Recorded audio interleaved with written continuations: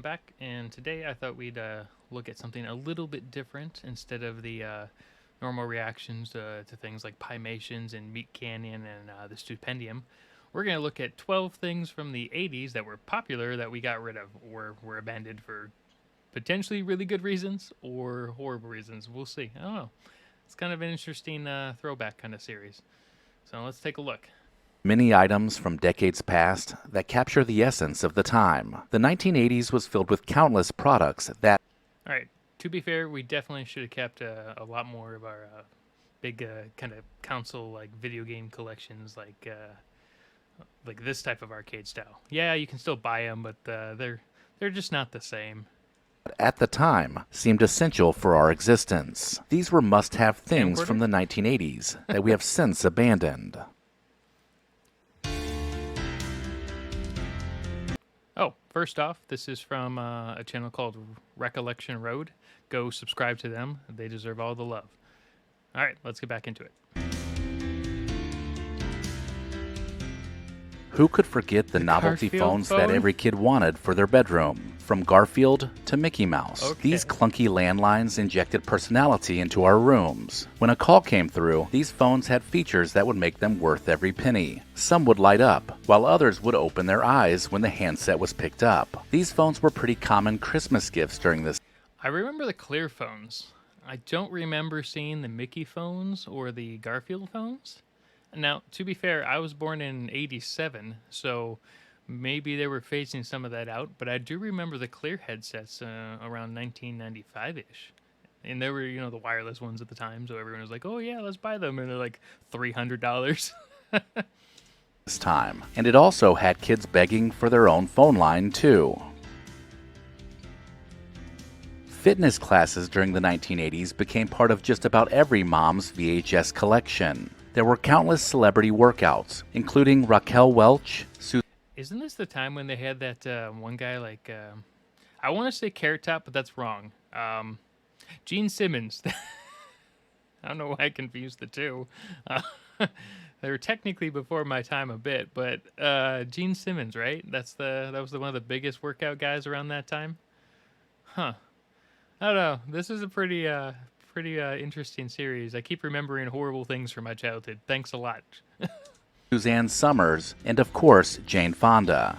Decked out in leg warmers and leotards, Jane Fonda sold a number of workout videos which made her a fortune. These videos were more than just exercise. They were a cultural phenomenon, and they even had moms buying their first VCR just so they could work out at home. These workout tapes were some of the first examples. Does anyone know how much VCRs were back in like the 1980s and early 90s?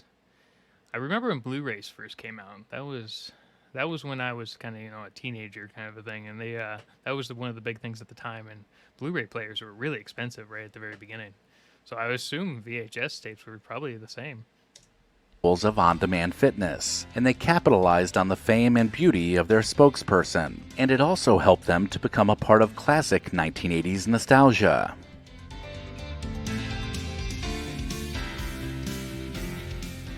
Remember the 1980s tracksuit? These colorful and slick outfits were a testament to 1980s fashion. They were basically windbreakers for the entire body, and they made...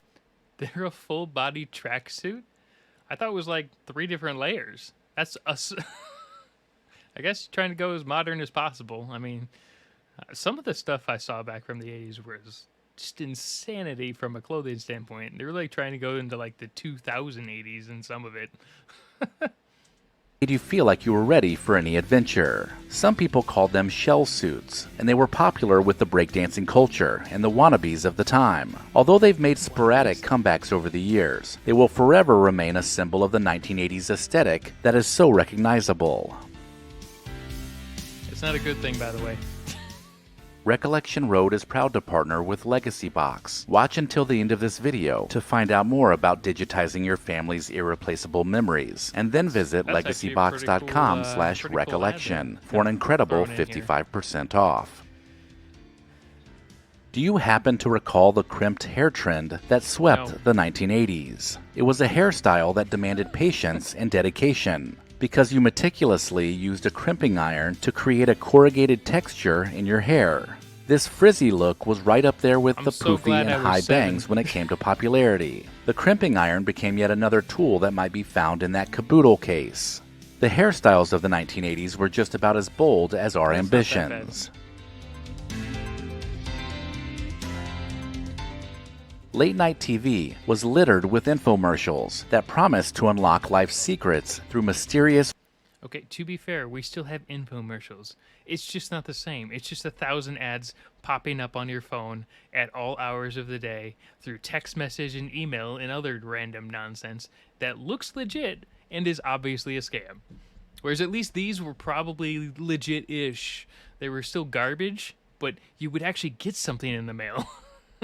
1-900 numbers. It was a time when the unknown drew us in, whether it was seeking psychic insights or even indulging in a little adult chat. These hotlines had many people dialing away. They were even geared towards kids, with options to speak to your. Okay, so I thought it was when they were talking about infomercials, I thought they were going towards like the remember that one guy who would like sell the EcoBoost stuff, the cleaners and stuff. I thought they were kind of talking about I guess those are infomercials, aren't they? So commercials. I didn't realize that this was actually a thing. At least the kid version of it, $1.49 a minute. That's insane. Your favorite TV and movie characters. These calls racked up the charges, making getting your phone bill the worst part of the whole experience. Now I know why my dad would always yell about the phone bill. Jeez, these things can be expensive, and we weren't even doing it. Imagine getting an $800 phone bill in 1980. There was no better way to beat the heat of summer than to break out the Snoopy snow cone machine. It was a toy and a kitchen gadget that made shaving the ice and drizzling it with colorful syrup a joy for kids. It was exciting to drop the ice cubes in the chute, press down on the Snoopy ice pusher, and crank the handle to fill up your tiny cup with snow. Looking back, the paper cups were pretty tiny, and it only came with one flavor of syrup. So the novelty of the machine would wear off pretty fast, but nonetheless, it is something that reminds us of the 1980s. That is cool, but you still got snow cone Remember machines now. sitting in class and having an overhead projector positioned in front of the pull-down screen? The transparent sheets were Yes. filled with lessons from just about every I do subject. remember that. From taking notes to That was not just the 80s, though. That was all the way up through, depending on your school, 2006. My school was awful, apparently. solving math problems. This piece of equipment helped the teacher guide us through each class. The assortment of colorful markers would fill up the stack of transparencies and would then need to be cleaned off so they could be used again. They were staples in just about every classroom in the 1980s, and they led to the chalkboard being used less and less. And 2000s for some schools. In the 1980s, Casio calculator watches were the must-have device for the academic-minded kid. You know what's interesting? I didn't see any of these until like 2002.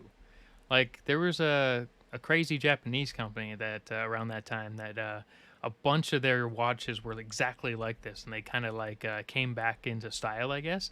And at the time, you know, I was like 14, so I thought it was new. That's pretty funny. Blending both timekeeping and math problem solving. These wristwatches were some of the first to include a backlight, calendar, and even data storage. These were the top-of-the-line watches of the time. Today, our smartphones can tackle calculations like this with ease, making those calculator watches just a charming reminder of the 1980s. Totally forgot phones for some reason. In the 80s, the arcade was a hallowed haven for gamers. From classic video games like Pac-Man and Space Invaders, to the bells and buzzers of pinball machines, See, we need more these arcades were the ultimate hangout spots. There was nothing better than the Yeah, I could do everything from home, and yeah, everything's, you know, co-op and digital now, but I don't leave my house ever. I can get groceries delivered. I don't ever have to leave my house. It's horrible. sound of quarters jingling and joysticks rocking back and forth. There was a thrill to playing games at the arcade. Maybe it was waiting your turn to play your favorite machine, or that desire to get your name on the leaderboard. Either way, it was a special feeling that home gaming consoles couldn't really replicate. For some, the thrill of those classic arcades were the best part of growing up in the 1980s. It was the headaches when you walked into the room and just looked at the floor. The days of home movie making were a bit different back in the 1980s. We used to lug around those hefty shoulder camcorders to capture those precious family moments.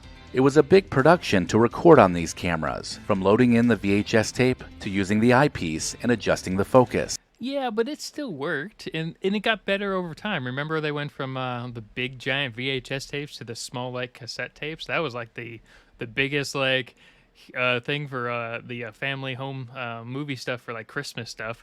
And then eventually started getting down to the they actually did discs for a little while on some of the stuff, and then someone smart came along and figured out memory cards.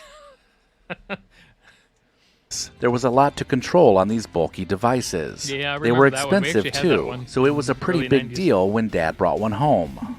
They were expensive. The shopping mall was the social hub of the 1980s. It was where friends would meet up and spend an entire Saturday roaming around. There was nothing better than hanging out in the food court, stopping by your favorite stores, and maybe catching a movie or playing some arcade games. The 1980s was the pinnacle of malls dominating the suburban shopping experience. It's really hard to believe that these places have fallen so far. I mean, yeah, once Amazon basically took over and started delivering everything on the planet to everyone's house, so you didn't have to leave anymore. I actually went to the mall last week, which is really surprising for me. But yeah, it was basically dead. And we have a really nice mall where I live, and there was just nothing there. There were a lot of restaurants, which is nice. So those were still doing good. But we were there for 4 or 5 hours, and it didn't even get busy until maybe 3 in the afternoon, and this was a Saturday. So I don't know. I mean, yeah. I mean, that's probably one of the big downsides. Is no more socializing with other people at malls. Although you don't have to socialize with people at malls, so I mean, that's a double-edged sword there, I guess, on that one. There were so many special places within the mall that still evoke great memories of our younger days. Last but not least, who can forget the excitement of the Publishers Clearinghouse sweepstakes, with the prize patrol delivering oversized checks to Don't they still do that? I swear, I know they still do this. It has to. Maybe it's not as big of a thing anymore, obviously, because it used to be like a national like event that they'd show off once every like 6 months or something like that. But I'm sure they just do this more. They just do this. It's just a thing.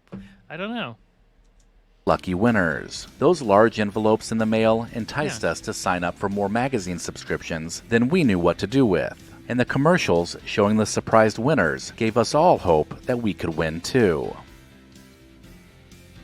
Let me know in the comments if I missed anything, and make sure to sign up for the Recollection Road newsletter using the link in the description. Recollection Road and Yeah, I mean, one, Legacy Box looks like a really cool thing, especially if you have,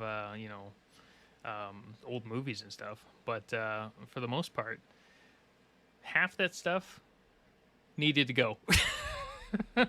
But I would love to see like home phones, so they're like still Garfield and Mickey Mouse and stuff. That'd be really cool. Maybe I'm just an old person now. I feel terribly old now. But yeah, I mean, malls are the biggest loss, I think, from the 80s, because I'm sure they were a lot of fun back then with so many people there. But with more people, a lot more jerks are around. So who knows? Could be 50-50. Either way, this was definitely a fun change of pace from the normal reactions that we look at. So yeah, let me know what you guys think, and we'll look into more in the future. All right, have a good day.